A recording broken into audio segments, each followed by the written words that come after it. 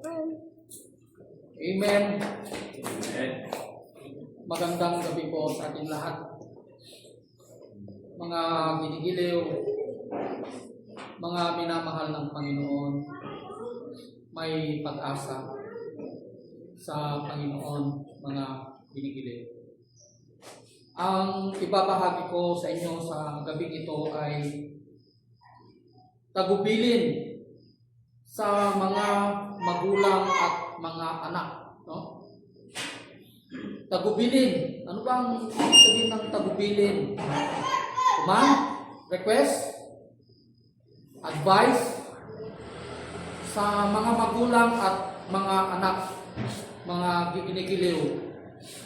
Makikita po natin dito kung paano po natin didisiplinahan at papalakihin ang ating mga anak at kung paano din po yung relasyon ng isang magulang at isang anak, mga ginigiliw.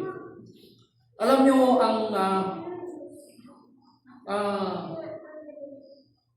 gumagalang sa kanyang magulang, no? Magkakaroon po sila ng mahabang buhay. Sabi niya po dito sa Ephesians, no? Alam niyo yung mga sinasabi ni Pablo dito, yung mga pinapangaral ni Pablo dito. Ang mga salita na ito ay nanggaling din ito sa Old Testament. Kaya ito ang sinabi ni Pablo sa mga taga-Epeso. Kasi ito ang nakita niya na isang problema sa lugar ng Epeso. And at the same time, ito rin ang kapayagan ng Diyos sa atin ngayon sa gabing ito, mga ginigiliw. Ang sabi niya dito sa Ephesians 6, mga anak, sundin ninyo ang inyong mga magulang. Sundin ninyo ang inyong mga magulang. Alang-alang sa Panginoon. So, ibig sabihin, susundin lang natin yung utos ng ng ating mga magulang alinsunod sa utos na galing sa Panginoon. Diba? Dapat naka-line yan sa salita ng Panginoon, diba?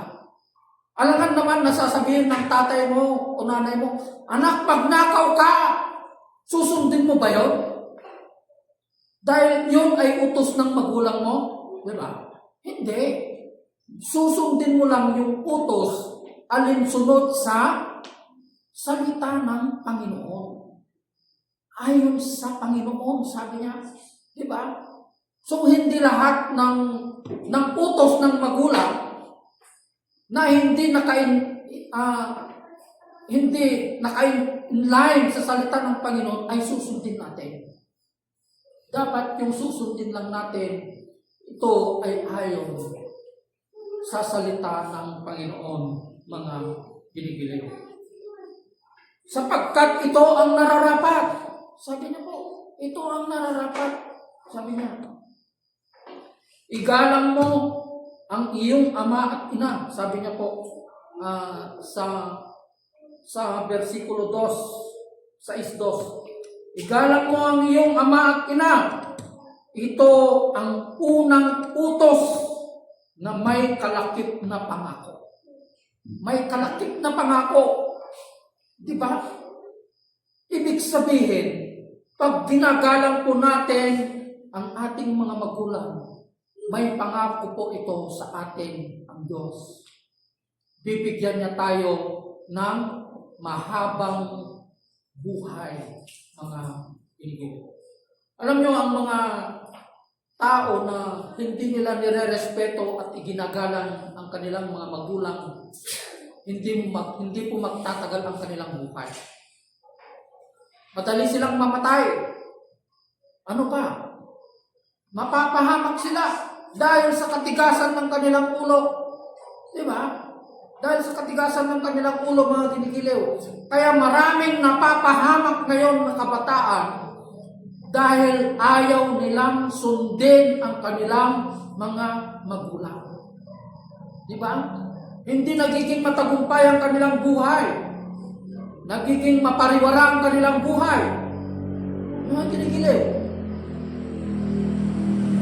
Di ba? Ang ginagawa ng iba, di ba? Sinasabihan mo, may mga magulang, pinagsasabihan nila yung kanilang mga anak, huwag kang uminom ng alak, huwag kang manigarilyo. Sinasabi ko ng magulang, pero hindi, ayaw nilang pakinggan. Kaya napapahamak sila, nagkakaroon na sila ng sakit, hanggang mamatay sila. Diba? Kasi hindi nila sinusunod yung magulang nila, mga ginigiliw. Pero bilang isang magulang, huwag kang magpayo sa anak kung ginagawa mo. Papayuhan mo yung anak mo. Huwag kang manigarilyo, pero naninigarilyo ka naman. Huwag kang uminom ng alak, pero umiinom ka naman ng alak. Paano ka papakinggan ng iyong anak kung ikaw mismo hindi nila nakikita yung pagbabago, hindi nila nakikita yung ebidensya ng pagbabago sa iyong buhay? Mga ginigiliw. Diba? Oo.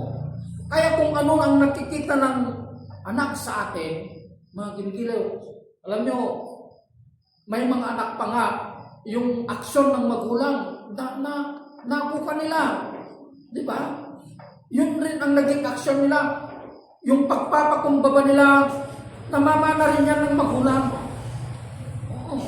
Kung ano yung ginagawa mo sa anak mo, paglabas niya, paglaki niya, ganun din ang magiging ugali ng anak mo. Kaya nga, Kristiyano na tayo. Binago na tayo ng ating Panginoon. Di ba? The old has gone, the new has come. So, ibig sabihin, may pagbabago na sa ating buhay. Yung prinsipyo natin, hindi na prinsipyo ng mundo, kundi prinsipyo na ng salita ng Panginoon, mga ginigiliw. Alam nyo,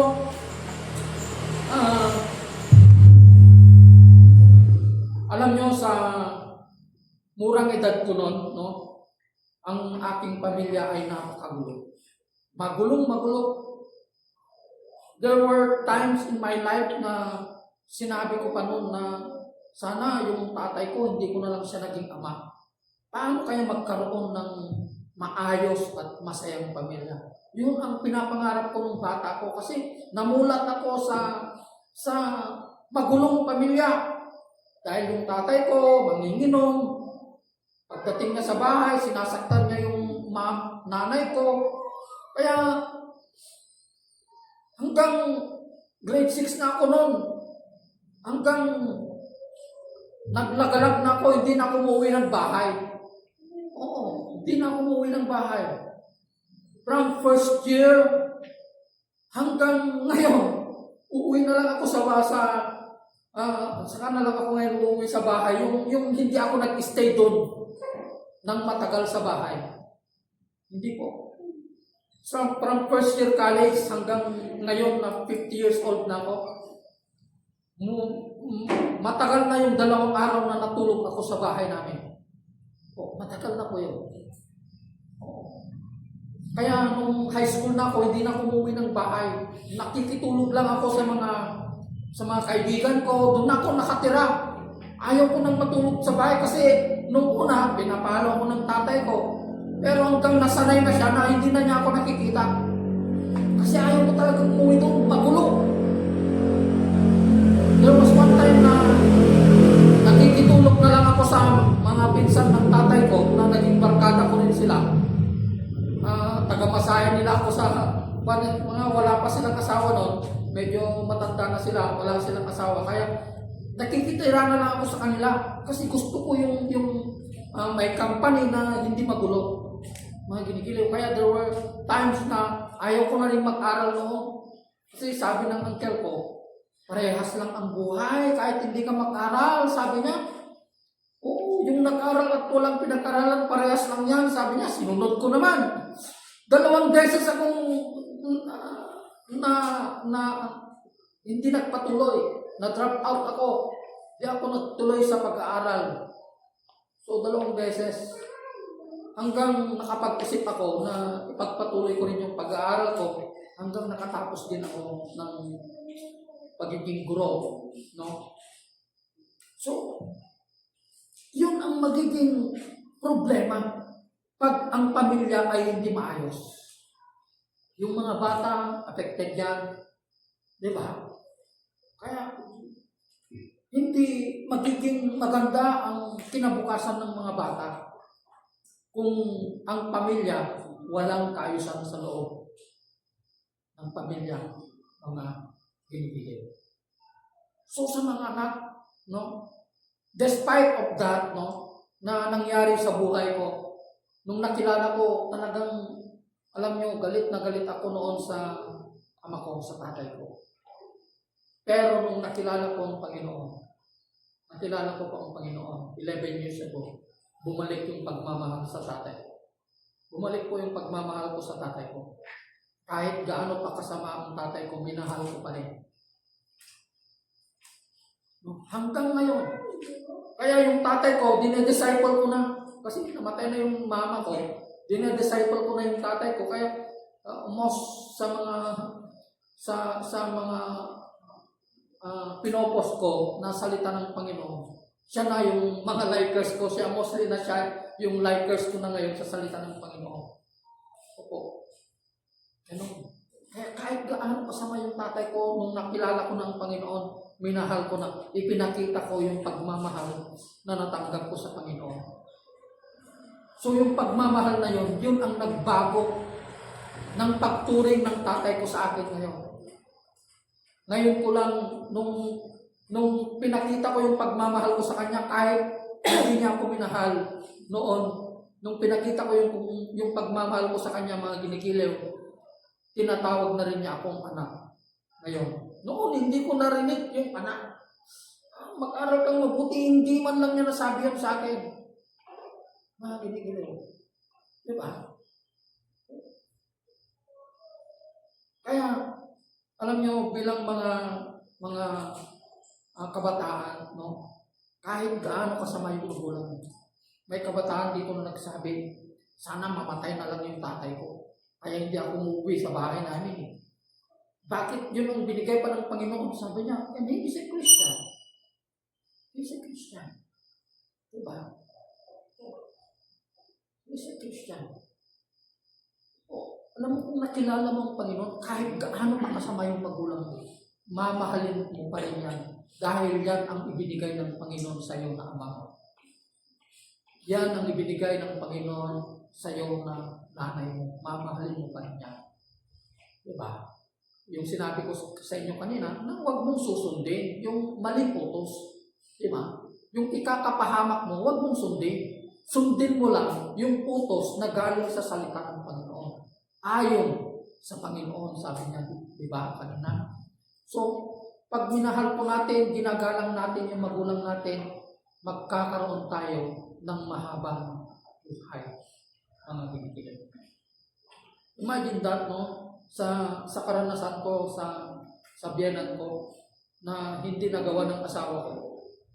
Nung hospital po yung biyenan ko, ako ang nagbantay doon. Because I am already Christian. Nung hindi pa ako Kristiyano, alam mo, pag hindi ka pa Kristiyano, kahit sinong tao ang pupunta sa bahay mo, okay yung 3 araw, 5 hanggang 5 araw, natitiis mo pa, pero kung sobra na yun, kailan na kayo uwi itong yung biyenan ko, sinasabi ko na, di ba? Pero nung nakilala ko ang Panginoon, yung biyenan ko na yun, minahal ko, sa totoo lang. Minahal ko yung biyenan ko na yun, na hindi nagawa ng asawa ko. Ako ang nagbantay sa kanya sa ospital.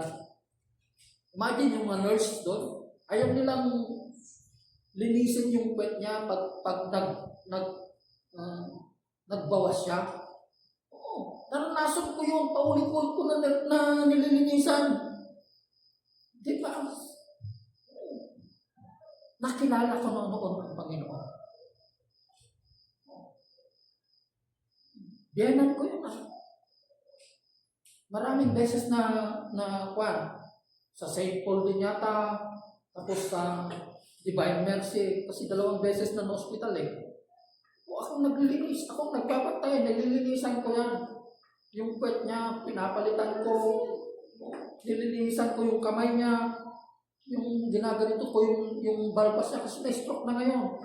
Pati yung kuko niya na ang lalaki na.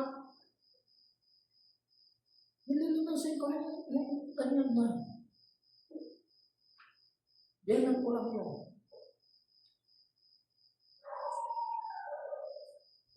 Kaya pag minahal nyo yung magulang nyo, hindi lang yung magulang nyo, kundi yung biyanan nyo, bibigyan ka ng Panginoon ng mahabang buhay. Diba? Pangalawa, sa Ephesians 6:4, mga magulang, ito naman, sa magulang naman, huwag ninyong ibuyo sa paghihimagsik laban sa inyo ang inyong mga anak. Sa halip, palakihin ninyo sila ayon sa disiplina at aral ng Panginoon. Disiplina at aral ng Panginoon. Ibig sabihin yung pagdidisiplina natin, ito ay naaayon in pattern with the Word of God. Kung puro sigaw ang ginagawa natin, diba? Ganon din, paglaki rin yung anak natin, sisigawan din niya yung mga anak niya. Ganon na naman, pasa-pasan naman yan. Kaya disiplinahan natin sila sa pamamagitan ng salita ng Panginoon. Diba? Kung Kristiyano na tayo, binago na tayo ng Panginoon, ibig sabihin,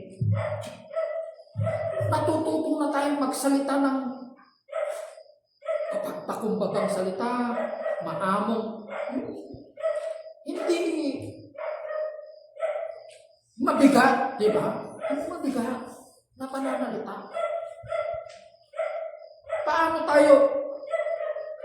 Paano natin ma-influensyahan ng ibang tao? Di ba? Paano nila makikita yung Kristo na Diyos na meron sa atin kung tayo mismo walang pagbabago? Diba?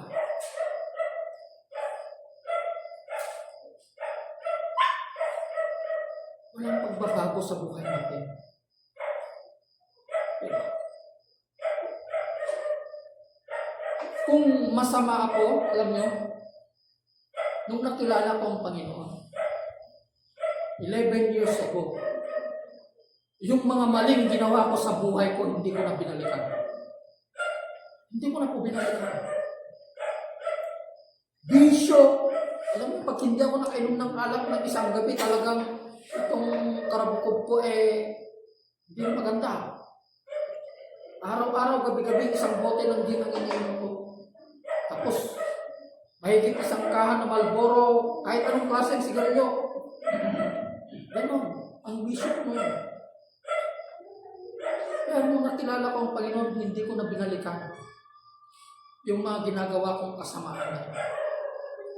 Paano tayo magiging bagong nilalang? Di ba? The old has gone, the new has come. Kung ganun pa rin tayo, di ba? Alam mo, ang mahirap. Pag nagalit ka nagsimula yan sa galit mo sa umaga, alam mo nga, kahit sinong tao nang nakikita mo, nagagalit ka na, itinuturing mo na silang lahat na kaaway mo. Lahat na lang nang nakikita mong tao sa paligid mo, kaaway mo na yun. Hindi na maganda yung pagtingin mo sa kanila. Kasi sinimulan mo yan sa galit mo eh.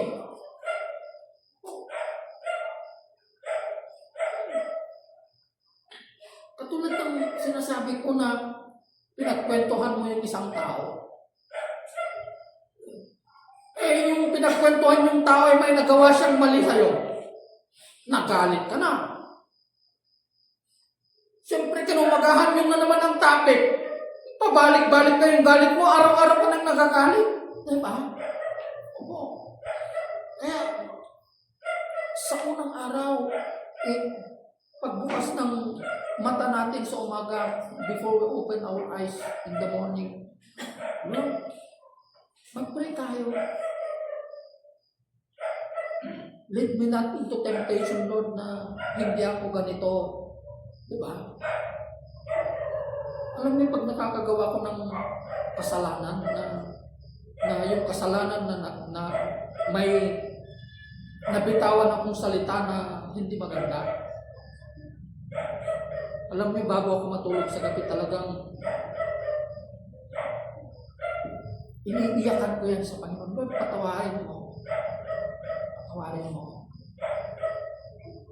Lalo na pag may galit tayo, hindi natin namamalayan. Nakakapagsalita tayo ng mali, di ba? Nakakapagsalita tayo ng masama dahil lang sa maling ginawa ng kapwa natin.